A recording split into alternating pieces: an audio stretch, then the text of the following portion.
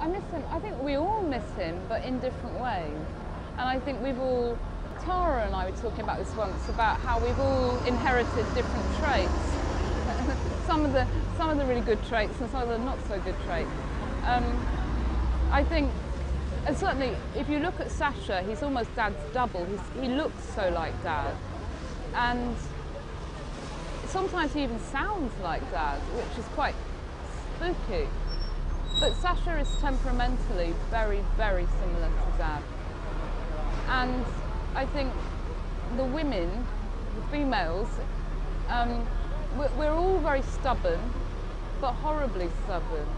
And you know, with Dad, when Dad had a temper, I don't mean aggressive, but he had a temper. And it was because he was stubborn. He could never be wrong about anything.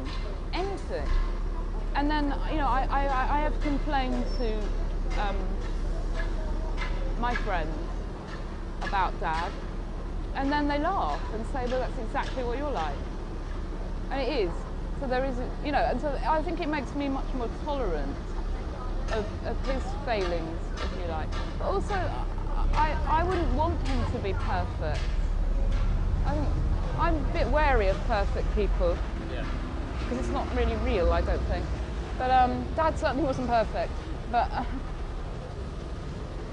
I don't know, I also think it's very odd because I write, I think I'm the only one of us that writes music. And I didn't actually realise, well, I mean, I never thought about it until I was talking to Sasha about it one day. And he said, you write in exactly the same way that Dad did.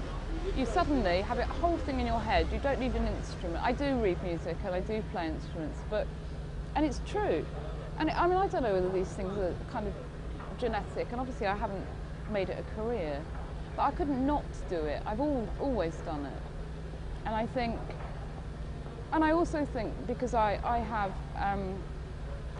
one of the things that I think about that explains a lot of Dad's behaviour is that he had some traits that I've developed, one of which is hyperacusis, which is the thing where he couldn't bear sound, especially if it was sound he didn't want to hear, and he didn't filter sound very well.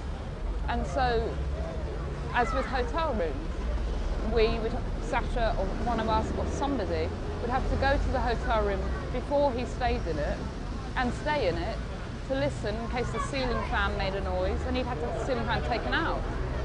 Because he wouldn't, and I actually think that was a medical condition. Because everyone used to say, God, he's so temperamental and so demanding.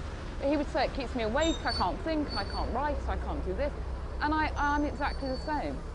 Yeah, I heard that, I don't know, there was Bones or Ian Fraser or who it was, said he had terrible trouble just with air conditioners. Yes, exactly. Didn't like the whirring. But it wasn't just air conditioning, and that would have been the least of the problems. I didn't realise until I had some totally unconnected things going on in my life and happened to be diagnosed with hyperacusis, which is a genuine neurological condition, which means you don't filter sound and you're born with it. And it seems to me really odd that Dad should have been exactly the same. He must have had it, except no one would have even realised, I shouldn't think, because mine came up through something else. And it suddenly made a lot of sense to me, because he'd never really explained what the problem was, just that he didn't want to be disturbed. But I think it actually genuinely distracted him and really, really wound him up. But it's difficult, because there aren't that many totally silent hotel rooms.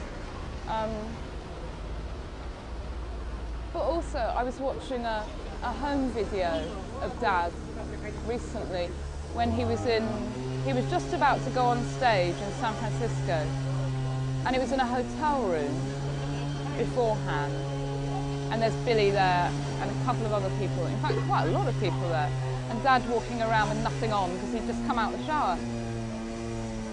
Shall I stop? Oh, I finished. He's going to persist with that because he's got his headphones on. Comes on again. But I think what struck me when I watched this video was that he was performing to these people, and yet they were his friends.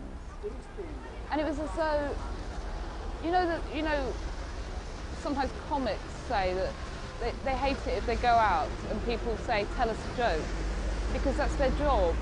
They don't want to do it when they go out for a quiet meal. And I think Dad just had this, didn't have an off button.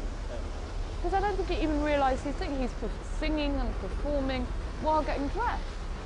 It's completely incongruous. He's almost given a whole performance before he goes on stage and gives the performance. And he seems completely unaware that he's doing it. And what's even more interesting is that everybody's just sitting around going, yeah, it's completely normal. And so I think that's kind of sad, because I think he had a belief, and I'm sure this came from his background and upbringing, that he wasn't really accepted. And so, but he knew as a performer he was, and so if he was always performing, he'd always please people and always comfortable in that. But it must have been exhausting. Except I think it would be exhausting if I tried to do it, because I'm not a performer. But I guess I sometimes think that Dad was born a performer and being a dad was his job because it was so natural.